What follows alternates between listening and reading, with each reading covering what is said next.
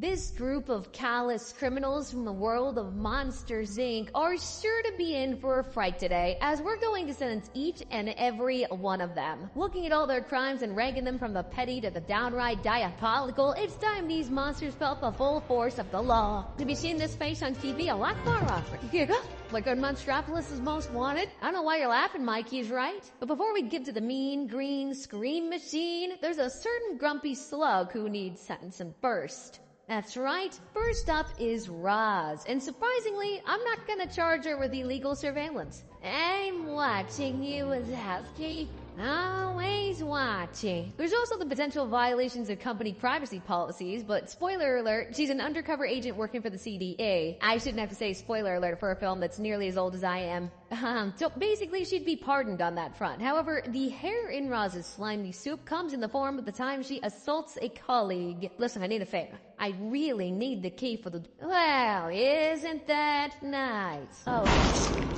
Having to deal with Mike making your work life 100 times harder is obviously super frustrating, but as a head agent in a government agency, she really should know better than to assault him. I mean, it's only minor, but for purposely slamming the shutters down on Mike's fingers, Roz would be looking at 90 days inside, mainly due to her abusing her position at the CDA, which she'd also be stripped of. It's a good thing Mike's not a snitch, which is more than could be said for some workers at Monsters, Inc. The next criminal monster that grabs our attention is the googly bear-loving, cycloptic receptionist, Celia May. Now, I know what a lot of y'all are thinking probably right about now. Celia doesn't know what Sulley and Mike are up to for 90% of the film. Well, you'd be right, but without her, they could never have completed their mission to get Boo home. Although before she can help, Mike's got a lot of explaining to do.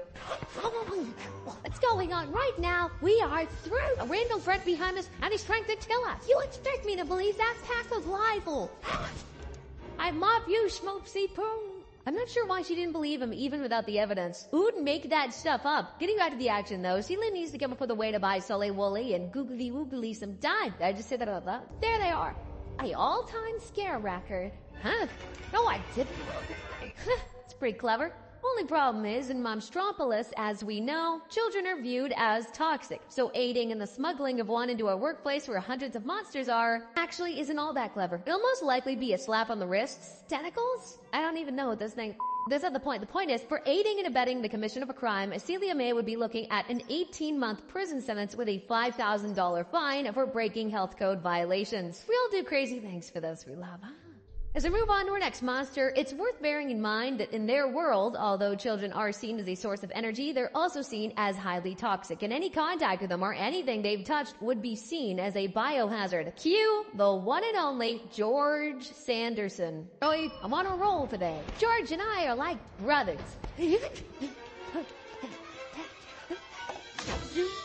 Little George Sanderson. Clean spring name lotion. Hair, pointed it on. You'd think decontamination would mean they clear the area, remove the sock, and just get back to some good old staring. Poor George is in for a bit of a shock when the CDA shows up. Area. Whoa, this is weird. That's not that serious. Stand back. At least they're thorough. But what about George? Will he need to go to the hospital? Have counseling? Surely they're not just gonna leave him.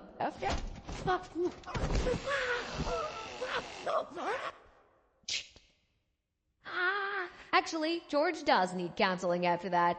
Can you imagine that? You're already embarrassed by shutting down your entire workplace. You don't need to be stripped down to the nude and bathed in front of your coworkers, too. Sounds like a nightmare I had once. But it's kind of hard to feel sorry for a guy who breaks health code violations over and over, even when it's not his fault. Hey, boy, Wazowski looks like he's in trouble.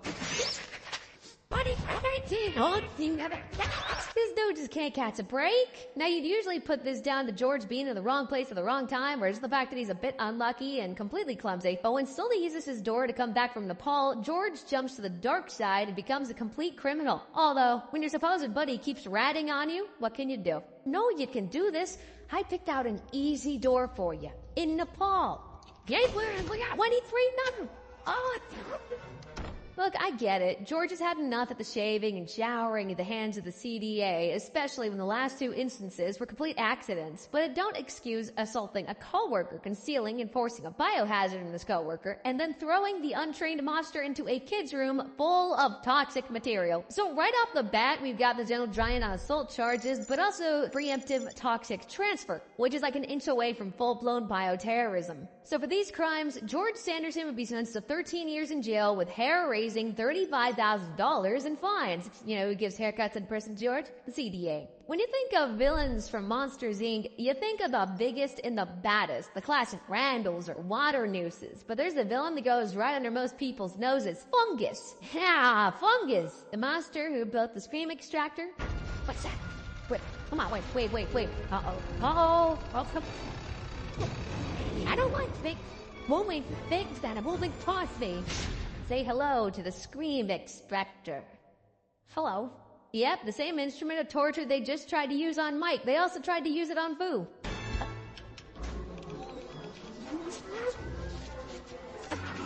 Tammy! I mean, he's even operating it this time around. But there's a third and final victim that gets tortured at the hands of his invention. Wadowski! Where? His face. Now that is karma. Anyone think there's a hint of Kim Kardashian about him now? No? Okay, inventing and operating a torture device to be used on kids is pretty bad, even if Randall is coercing him. For this, Fungus would easily be banged up for 15 years per victim. So already he's staring down a 30-year sentence. But things get worse for the three-eyed evil henchman because he's the person responsible for procuring potential doors so Randall can kidnap kids and test them on their machine. We already saw this when Randall accidentally kidnapped Mike. They get to do it. You know what? The paranoid delusional furball.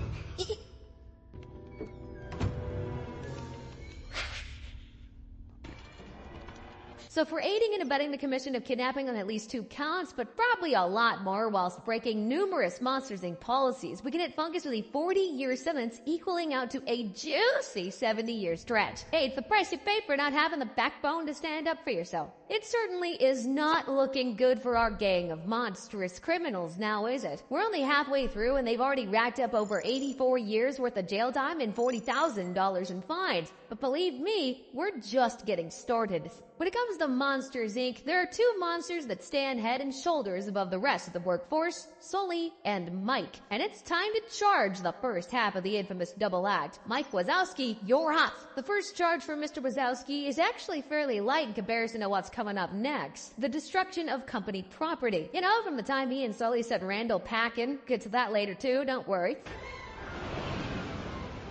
That's right, Boo. You did it. There'll be no prison time for this one, as it's really minor, but a fine of $1,000 should make Mike think twice about that again. Pretty open and shut, this one. Get it, because it's a dope shot. Yeah, and the fact the laughter is 10 times more powerful than Scream. It had nothing to do with it.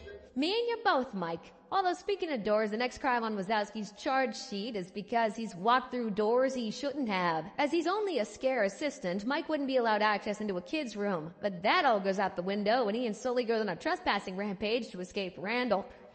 That's 2 different houses in the space of 10 seconds, and it don't even stop there. Stop! I'm right behind. Come on! I see. That was weird. Trespassing in homes from around the globe that quickly is kinda impressive, you gotta admit. They went from Hawaii to China to Paris in no time at all. But let's just park the global outreach of Monsters, Inc. for a sec, because 4 counts of trespassing is gonna land Mike in some trouble. These counts would be defined as simple and would only earn him 3 months apiece for breaking both trespassing and Monsters, Inc. laws. So for his door hopping, Mike would be slapped with a whole year in jail. But it's time we ramped up the seriousness now, as we come to Mike's next crime, aiding and abetting in the smuggling of a biohazard. That biohazard being Boo, of course. We already touched on this crime with Celia, but that's small potatoes compared to Mike, who helped Sulley smuggle Boo in and out of loads of places, like a sushi bar. Come on. Let's get out of here. What? Goodbye. Come on, stop pushing. Hey, get him off my schmumpsy foot. Some quick thinking by Mike manages to save a whole restaurant of monsters from the toxicity of a human child. Good thing no one got hurt. Well, I don't think that tape could have gone anywhere. What? Just because a force field engulfs half the city and lets out an alien death ray noise doesn't mean anyone got hurt. But things go from bad to worse when Mike helps Sulley sneak Boo into work. We are waltzing right up to the fact. Just think about a few names, will you? Loch Ness, Bigfoot, the Abominable Snowman. Panic, we can do this. Hey, how you doing, Frank? Mike's got a knack in this movie for predicting the future. He may be meeting the Abominable Snowman sooner than he thought. Thanks to Sulley's blunder at leaving a Monsters Inc. bag at the sushi crime scene, the factory is now teeming with the CDA. Luckily, they get through and head to the scare floor, and all they gotta do is act natural. Oh, hey! Put that thing back where it came from. Oh, so help! It's a musical. So help me. And come. I'll say goodbye to. Way to go. Yeah, totally natural. But as we know, the pair don't manage to put that thing back where it came from, or so help them. And they have to smuggle her around the factory until they can figure out how to get her door. I mean, let's face it, hundreds of monsters would have been put at risk thanks to Mike, and if this crime took place in the real world for aiding and abetting the smuggling of a biohazard, Mike would be a lucky dude to escape with anything less than 15 years in prison with a $50,000 fine to boot. Mike's most serious crime, though, is probably one that's gone slightly under the radar, and it's the time he and Sulley finally get the better of Randall. Not the gator. Okay, so effectively banishing him is one thing. We know there are ways for Amasha to get back to Monstropolis, but it's where Sulley and Mike send him that's the problem. Give me that show. Kaya. Get him. Oh, get there. Here to do the honors, Mikey? They've effectively sentenced Randall to be beaten to death. I know, we obviously don't see that happen. But if you hate gators enough to attack something that looks like one, you're obviously not gonna let the fricker live. And they showed no signs of just letting the gator out. There was no explicit intent from Mike to have Randall killed, so this would only be chalked down as manslaughter, racking up another 20 years in jail for the little butterball. If we tally all of his charges up, it comes out at a single eye-watering 36-year sentence in prison with $51,000 in damages and fines. Hey, you know what they say, it's not easy being green. You can't have one without the other. So of course the next monster on our sentencing list is James P. Sullivan. Or Sulley, to you and me. You might know him as one of the top scarers at Monsters Inc., a monster dedicated to his craft. Feet scary, the kid's away. Feet scary, kids sleep. But he's also dedicated to being a full-blown criminal at times. Having a child in the monster world is one such thing, but Sulley actively puts Boo in danger, like the time he thought she was crushed to death on his watch.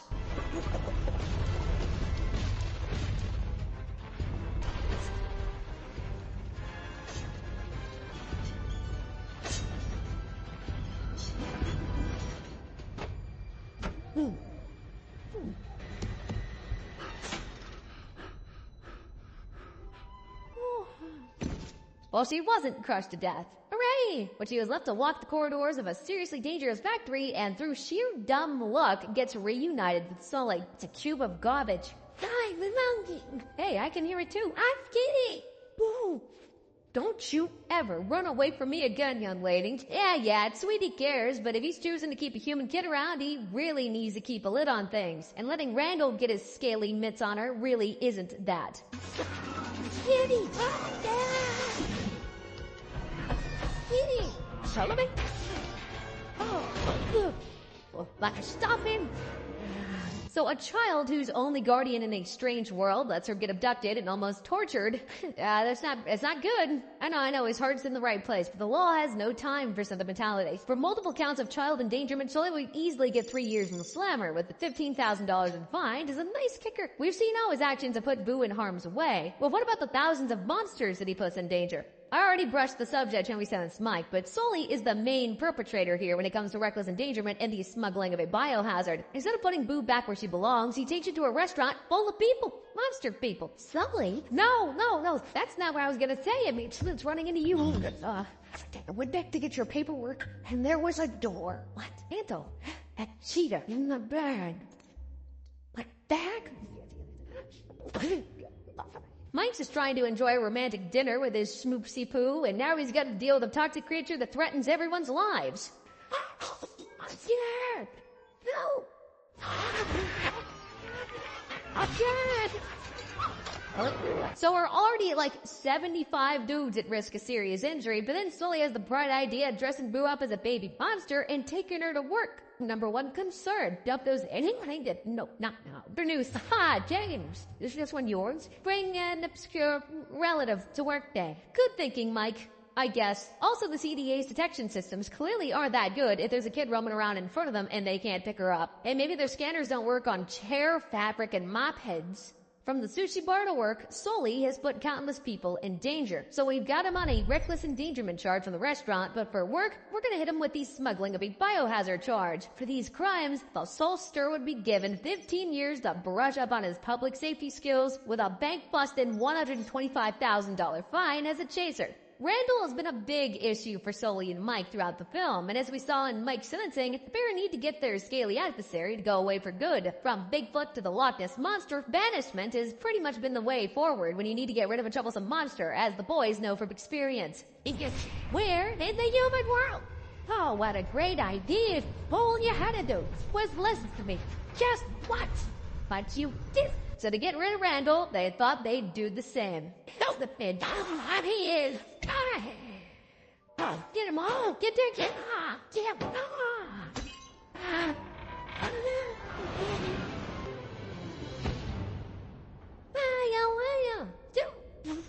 Come on. Won't spend ages covering this one, we mainly covered it with Mike. But the boys never meant for Randall to meet his end, but they did intend to send him into a dangerous world with no route back. So for that, like Mike, Sulley would be slapped with a 20-year sentence for manslaughter. If you ask me, I'd say it's actually worth it. Come on, Randall was pure evil. And speaking of pure evil, Sulley's crimes so far, sure, have been serious, but they've always had that undercurrent of his heart being in the right place. Well, when he saves Mike from the scream extractor, he commits easily his worst crime so far. Not a lot to fraternize with victims of his evil plot. What happened? Where's Badowski? Where is he? Come on. It's just crazy. Yep, it was Sulley all along who set Fungus up in the scream extractor. Although I'm not sure why I'm getting excited. Torture is a very serious crime, and it'll easily earn Sulley 25 years in the coldest cell Monstropolis has to offer. Oh, and we can't forget about the $75,000 in damages that Fungus would rightfully receive. So for all of his crimes, James P. Sullivan would be sentenced to 63 years in jail, with so far the biggest set of fines coming in at a nice even $200,000. Sometimes it really doesn't pay to do the right thing.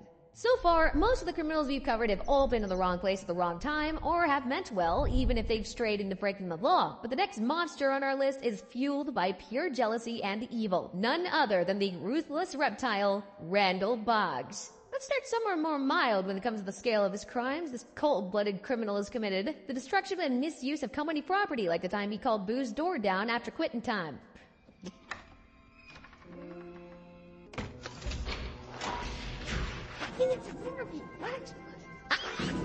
The use of doors after hours is a clear violation of Monsters, Inc. policy, but also in this instance, it led to the release of harmful material, or boo, to me and you. Then we've got the destruction of company property, from literally excavating a whole lair in the belly of the building.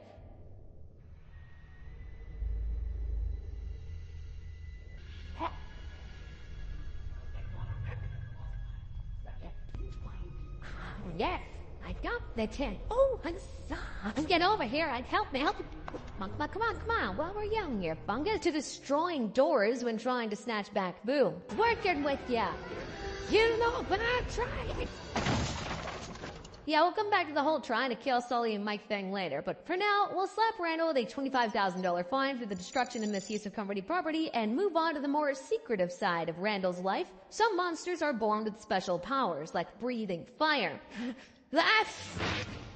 Or being gigantic. Good morning! And Randall, well, he's the master of camouflage. Wazowski! Allergies. So of course this dude gonna take advantage of that and snoop around eavesdropping on co-workers. Yikes! A kid. This level of illegal surveillance would without doubt see him behind bars for at least 6 months. Deserved. Mostly because imagine having the ability to go invisible and only using it at work. Get some imagination. Now let's pick up where we left off in that scene as we come to Randall's next crime, assault. Up. And the little hand is pointing up, down. put the kid back. He sure knows how to demonstrate a point, that's for sure. Although when it comes to Sulley, he decides to take a more underhanded approach in his assault methods. I'm being determined than our friendship. I know, kid. Come on, pal. If you start cutting out, it's solid. Just pay attention. Oh. Come on. Well, he was never going to defeat a monster like Sulley to begin with by just going toe-to-toe with him. The first case of assault here against Mike is pretty minor, but this all-out attack on him is brutal and actually premeditated. You don't know how long I've wanted to do that. So for this, we can safely expect Randall to get 6 years of hard time. We've seen what his dynamic is like with his co-workers. Well, how about the dynamic between him and his right-hand man, Fungus? Long story short, Randall is a bully and uses his status as a top scarer to threaten someone who should be a good friend. 5 seconds, I will personally put you through that sweater. See what I mean? That's no way to talk to a close colleague, but that's not really the real issue here. Instead, Randall uses this authority over Fungus to coerce him into building the Scream Extractor. I know you know, I gotta be thorough, calibrated the drive. Don't check the machine! There must be something wrong with the Scream intake valve. And just in case you were under any illusion, the Fungus might be an active party in the scheme. This clearly shows he's taking orders, but Randall said I'm not allowed to fraternize with victims of his evil plot. This all makes for an easy charge of coercion for forcing a vulnerable monster such as Fungus to do all of his evil bidding. The skill of what Randall has Fungus do should also be taken into account, meaning that if this was tried in the real world, Randall will get no less than 8 years in prison. Randall's catalog of crimes is far from over though, and as if assault wasn't serious enough, we now move on to the time he tried to torture Mike. Now. Thanks to Sulley pulling the plug, Mike evades torture at the hand of the Scream Extractor, but he isn't Randall's only victim, and somehow it takes an even darker turn. Daddy!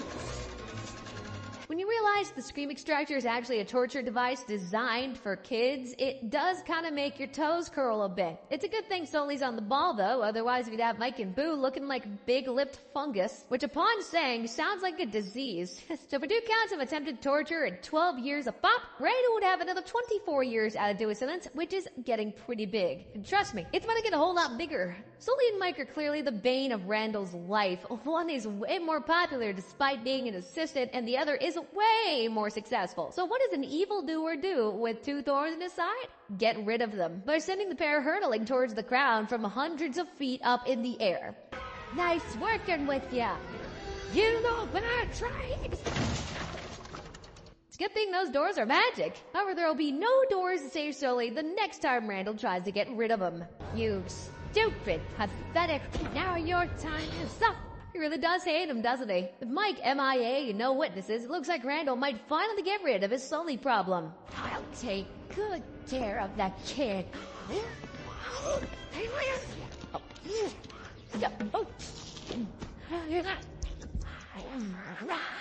Boo steps in to save the day. Now that's what I call facing your fears. Randall's got more than his fears to face though. He's looking 3 counts of attempted murder. For each attempt, the sinister serpent would be served with 15 years. So he's got at least 45 of those years in the slammer to look forward to. Hopefully he learns to leave being green with envy to Mike. Randall's Scream Extractor needs a few test runs before it's ready to launch, as we saw earlier. He's picked Boo as his main test subject. He's keen, isn't he? Only problem is he's getting out the prior from Sulley and Mike's grasp, which actually isn't that hard. Honey, we launched him. Especially when that was actually the second time he'd managed to kidnap her. He had help from Waternoose the first time around. I know. It's yours.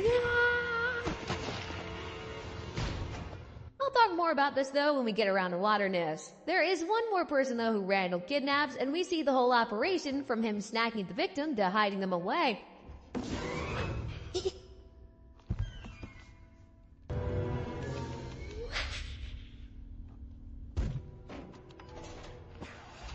How could you get Mike and Boo mixed up? Sure, they have similar heights, but like they are the most 2 different beings I can think of right now. Anyway, we caught him in the act here, and along with Waternoose, that's 3 counts of kidnap. But before we get to sentencing, it's worth pointing out that there's a larger conspiracy to commit kidnap charges dangling over Randall's head here. The Scream Extractor needs a constant supply of kids if it's going to be cost-effective for the company, and that means he and Waternoose plan on kidnapping thousands of kids to sustain the energy supply. Because of you, I had to banish my Tropshus machine. We won't need scares. So, for the blatant kidnapping on 3 counts, Randall would be getting 15 years per count, totaling at 45 years. But that is the least of his worries. Because of the conspiracy to commit kidnapping on the behalf of Mr. Waternoose, Randall would be getting over 20,000 years in jail if you look at the potential amounts of children and if you charge per child. So all in all, Randall would be sentenced to a whopping 20,128 years and 6 months in prison. This could be 100 times worse too, but as he's acting with an accomplice who holds a position of authority, mind you, they'd shoulder more of the blame. And it's about time that monster got his spoonful of justice. And here he is, the biggest and baddest of them all, Henry J. Waternoose III. This part crab, part spider maniac is more of a mobster than the rest of this list combined. And the first crime on his charge sheet is when he desperately tried framing Sulley and Mike. Running out of options and needing to keep the CDA off his tail, Waternoose tries to stitch up both of his employees by recalling Boo's door. Criminals responsible for this whole mess.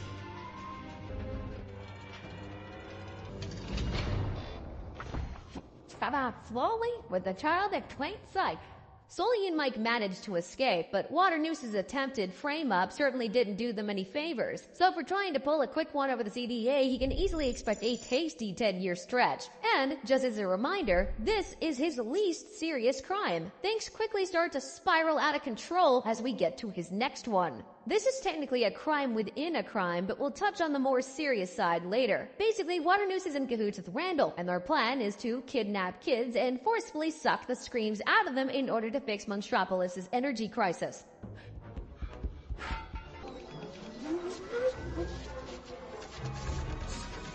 Kinda goes over your head how messed up all this is, doesn't it? Well, it gets even worse when Sulley comes back to save Boo. Waternoose covertly orders Randall to kill him.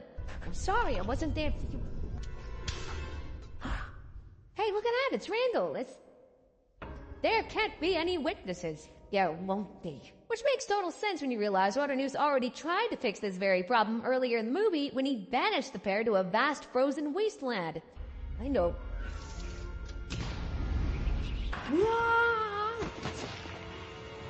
No!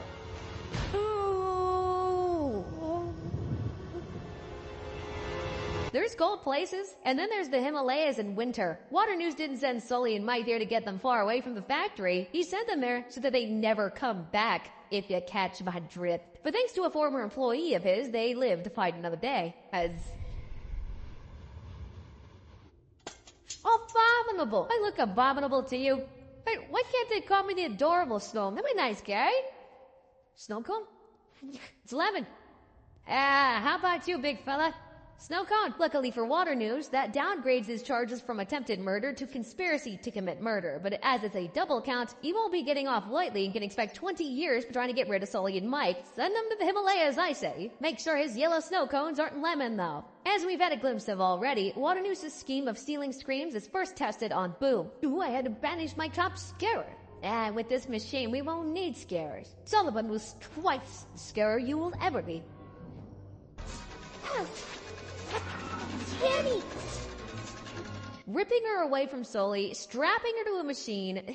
This is an open and shut case of child abduction and torture. I mean, not that I need to point it out. I've already talked about this machine enough this video. But Boo is very clearly upset and likely in pain here. As we know, Sulley saves the day, but it doesn't stop Waternoose from feeling the full effects of the law. For this, he'll be staring down an additional 35 years to all of his charges so far, which if you happen to keep track, doubles his overall sentence. When you run a multi-billion-dollar company that relies on sneaking horrible grisly monsters into children's bedrooms and scaring the living daylights out of them, it's a no-brainer that you'll be putting them at risk.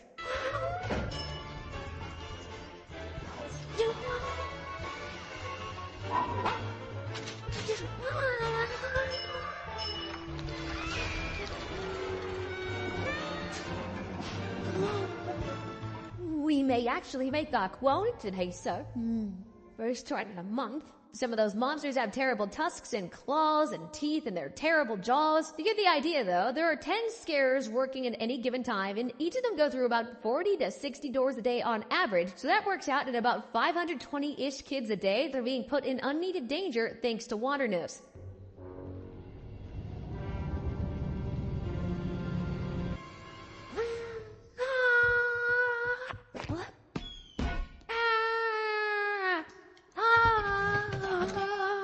And monsters too, I guess. As no actual harm comes to the kids, it would most likely be the minimum charge here, but that would be widespread across every single day for multiple years, meaning Waternoose would be slapped with a 1.2 million years behind bars if he thought his finances were bad before, but we're also gonna hit him with a $12.3 million fine. Somehow though, this is still nowhere near his worst crime. So far, the big elephant in the room has been Waternoose and Randall's evil plan, and I have kind of touched on it. The kids these days are hard to scare, so cut out the middleman and take the screens from the direct source guaranteeing power for the city. But it is far darker than that, and when Sulley threatens to destroy his plan, Waternoose finally admits it all. She's seen too much.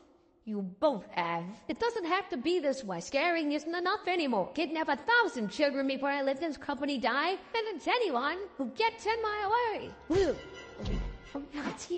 Well, there you have it, guys. Waternoose plans on kidnapping and trafficking children in order to facilitate his and Randall's plan. Who knows how many have already been taken in order to do the relevant tests on the making of the Scream Extractor. It's only a shame that admission wasn't heard by the authorities. Oh, wait a sec. I spotted several big mistakes. But let's watch my favorite part again, shall we? I'll kidnap 1,000 children before I let this company die. Both in his universe and this one, Waternoose is in big trouble. The potential trafficking of over 389,000 kids. That's using the same maths we used for his endangerment charge, by the way. At 30 years per trial, it comes out at a 11.67 million years behind bars. Whatever it was you were trying to do, Waternoose, it wasn't worth it. So when it comes to fully sentencing Henry J. Waternoose, the criminal crustacean has landed himself in some seriously hot water, earning himself 12,870,065 years in the highest security prison Monstropolis has to offer. And let's not forget his bank-busting fines either. They're so huge, they'd make an onion cry. They come out at $12,300,000. Yet for me, his worst crime is drinking whatever the hell this is. What a day. You're just going through a rough time, sir. Everyone knows you're gonna get us through it. Well, when it's all said and done, we've sentenced 8 of Monstropolis' most compulsive criminals, totaling in a mind-blowing 12,890,376 years behind bars. With enough fines that kickstart a small economy coming in at $12,616,000. Pretty good going, if you ask me. Well, if you want another fix in a criminals getting exactly what they deserve, then click on one of the videos on screen now. They put this mobster mob to shame.